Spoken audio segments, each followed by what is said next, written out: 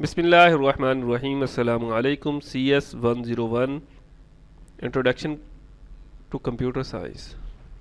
मुख्तलिफ़ किस्म की छोटी छोटी टर्म्स हैं। इसमें सबसे पहले हार्डवेयर, फिज़िकल पार्ट्स कंप्यूटर का हार्डवेयर कहलाएगा, कीबोर्ड, माउस, मॉनिटर वगैरह। या कंप्यूटर के केस के इनसाइड के अंदर जैसे हार्ड डिस्क है, मदरबोर्ड है, रैम है, और जितने भी कंपोनेंट जिसको हम फिज़िकली टच कर सकें वो हार्डवेयर कहलाएगी। और जो इंस्ट्रक्शंस होंगी, जो हदायत होंगी, जो काम वर्किंग होगा कंप्यूटर के अंदर, वो सॉफ्टवेयर कहलाएगी। और जिसमें ऑपरेटिंग सिस्टम भी शामिल है। बड़ी डिटेल इसमें अवेलेबल है। ऑपरेटिंग सिस्टम किसे कहते हैं, ये जैसे विंडोज़ 10 वगैरह ये सॉफ्टवेयर में आ जाएंगे। प्रोग्रामिंग, इन सॉफ्टवेयर को बनाने के लिए जो टूल्स यूज़ होगा वो प्रोग्रामिंग टूल्स कहलाता है। और इसकी भी डिटेल नेक्स्ट अवेलेबल्स होंगी। नेटवर्क के ऊपर काफ़ी सारे मॉड्यूल्स हैं। जब कंप्यूटर्स आपस में कनेक्ट होते हैं तो उसे एक नेटवर्क बन जाता है। कंप्यूटर हो या मोबाइल वगैरह, कोई सी भी इलेक्ट्रॉनिक डिवाइस, दो या दो से ज़्यादा आपस में कनेक्टेड हो जाए तो वो नेटवर्क कहलाएंगी। और इसका मकसद क्या होता है, रिसोर्स शेयरिंग्स। जैसे प्रिंटर शेयर करना है दो सिस्टम ने, या कोई एक मूवी एक मोबाइल से दूसरे मोबाइल में हमने शेयर करनी है, तो इसे क्या कह देंगे, इस मकसद के लिए हमें नेटवर्क बनाना चाहिए। तो उसी नेटवर्क से कनेक्शंस बनते बनते इंटरनेट जो है वो बन गया है। ग्राफिक्स के अंदर कौन सी चीज़ें आएंगी, जिसके अंदर इमेज आएगी, वीडियो, ऑडियो और फिल्म्स, फोटोग्राफी, इस तरह के वर्किंग जितनी भी है वो ग्राफिक्स की डिसिप्लिन में कहलाएंगी। रोबोट्स, हार्डवेयर और ऑटोमेटिक सिस्टम्स रोबोट्स कहलाते हैं। तो रोबोट्स जो है capable carrying out a complex series of action automatically, वो एक्शन परफॉर्म करें तो वो रोबोट्स कहलाएगा। डेटाबेस, डाटा किसे कहते हैं, collections of material, any collection of data जो है वो डेटाबेस कहलाएगी। जैसे स्टूडेंट का डाटा इकट्ठा कर लें, किसी यूनिवर्सिटी का डाटा इकट्ठा कर लें, या मुख्तलिफ कंट्रीज़ का डाटा आ जाए तो उसको रखने के लिए DBMS रिक्वायर्ड होगा। और डाटाबेस और DBMS में आगे तकरीबन 8-10 मॉड्यूल है। नेक्स्ट हमारे पास सिक्योरिटी है। सिक्योरिटी किसे कहेंगे, अगर हमारा डाटा या सिस्टम या कंप्यूटर या हार्डवेयर, सॉफ्टवेयर, दोनों चीज़ें हैं, उसको हम सिक्योर करना चाह रहे हैं, कोई और यूज़ ना कर सके, अनऑथोराइज पर्सन ना आ जाए, तो इस तरह की सारी चीज़ें सिक्योरिटी में आ जाएगी।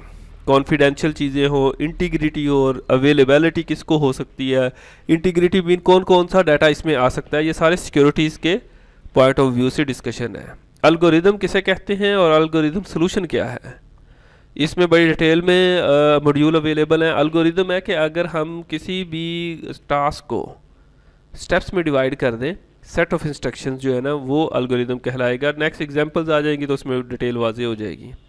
इंफॉर्मेशन प्रोसेसिंग, इंफॉर्मेशन प्रोसेसिंग के किसी भी डाटे को लेके उसको प्रोसेस करना ऑटोमेटिकली तरीके से, तो वो इंफॉर्मेशन प्रोसेसिंग कहलाएगा। नेक्स्ट मॉड्यूल्स में इसकी भी वजाहत आ जाएगी। अब नेक्स्ट हमारे पास है कंप्यूटर साइंस की एप्लीकेशन कहाँ कहाँ होगी। तो अगर देखा जाए तो कंप्यूटर साइंस की एप्लीकेशन टेलीकॉम में भी, बैंक में, हॉस्पिटल में, तो हर जगह पे इसकी अवेलेबिलिटी है, या इसकी एप्लीकेशन अप्लाई कहाँ कहाँ हो रहा है।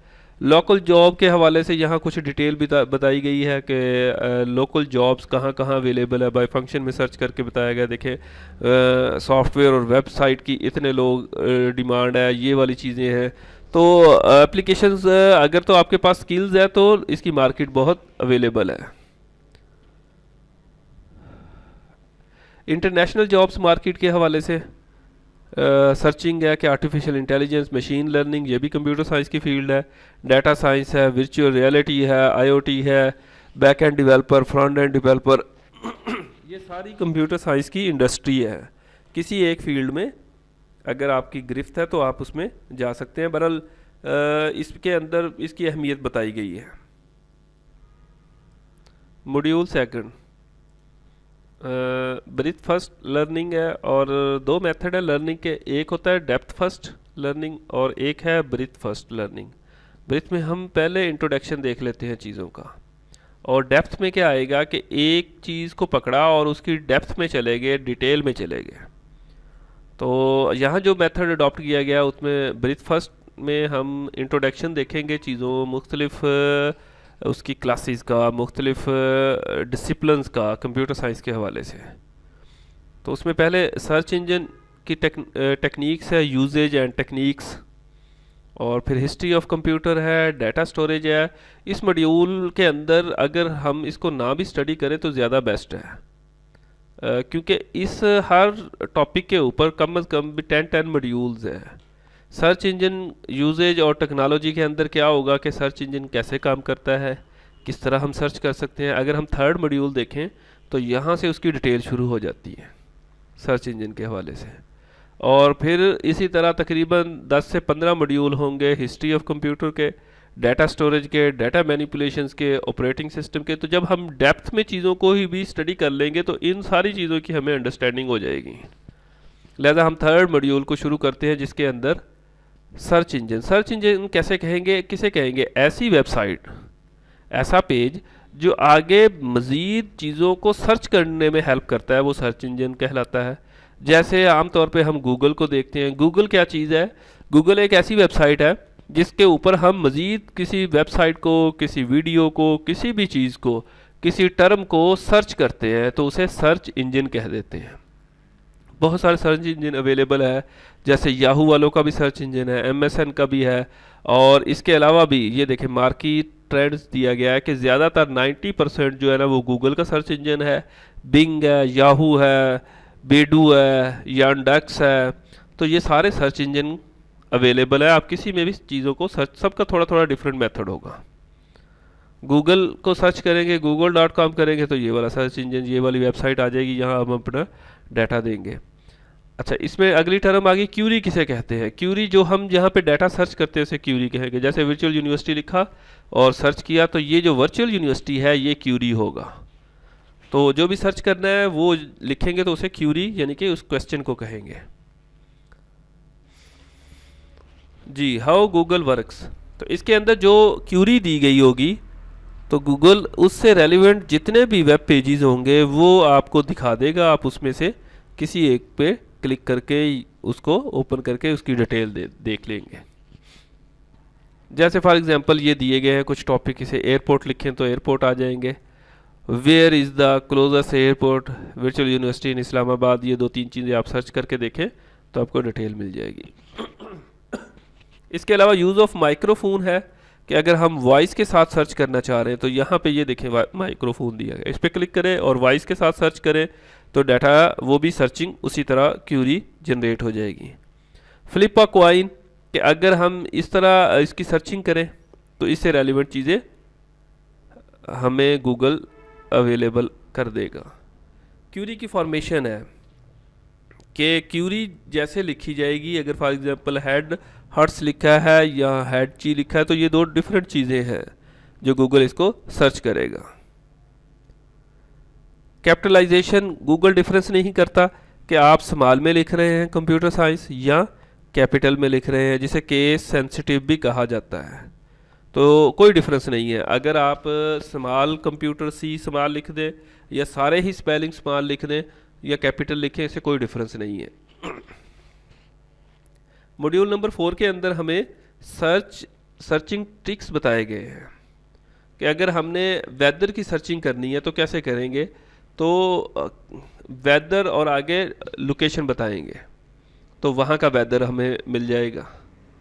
और अगर हमने कैलकुलेशन करनी है गूगल के ऊपर तो गूगल के ऊपर सिंपल तौर पे आप लिखें और दरमियान में प्लस माइनस मल्टीप्लिकेशन करेंगे तो एक कैलकुलेटर गूगल खुद ब खुद सर्च करके ले आएगा, तो आप उसके ऊपर अपनी कैलकुलेशन परफॉर्म कर लेंगे। ये मुख्तलिफ किस्म की कैलकुलेशन परफॉर्म करके देखें, परफॉर्म करेंगे चीज़ों की क्लैरिटी हो जाएगी।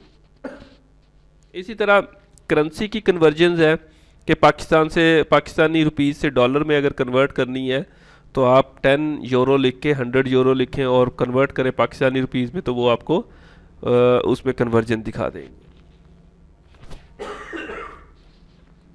इसी तरह हमारे पास मुख्तलिफ किस्म का KPH से MPH में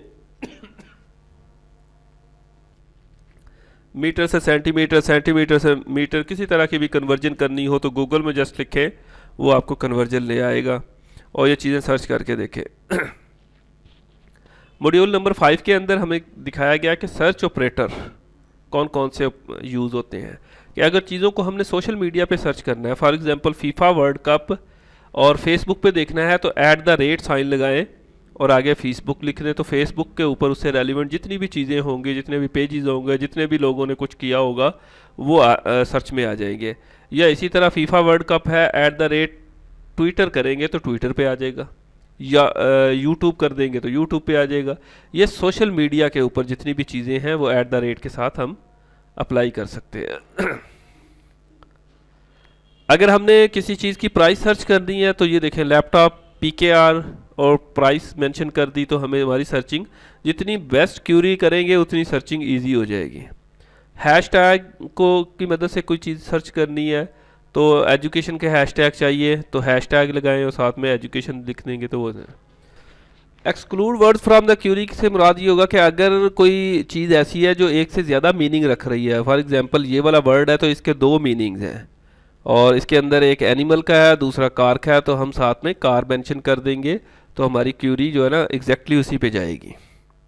एग्जैक्ट मैच के हवाले से अगर हम इन्वर्टेड कोमास के अंदर ये 2 कोमास लगा के डाटा लिखेंगे तो वो एग्जैक्ट मैचिंग वाली चीज़ लेके आएगा, और अगर इसके बगैर लिखेंगे तो इसमें जो पहला वर्ड है उससे मैचिंग, दूसरे के साथ, तीसरे के साथ मैचिंग के साथ डाटा सर्च होना शुरू हो जाएगा। और इसी तरह वाइल्ड कार्ड की बेस के ऊपर भी हम सर्चिंग कर सकते हैं। वाइल्ड कार्ड कहते हैं ये स्टैरिक, तो ये जहाँ जहाँ ये वाली चीज़ इससे मिलती जुलती लिखी होगी, पूरी या हाफ या दरमियान में से, तो वो सारी चीज़ें सर्च करके ले आएगा अगर हम स्टैरिक का वर्ड यूज़ करेंगे।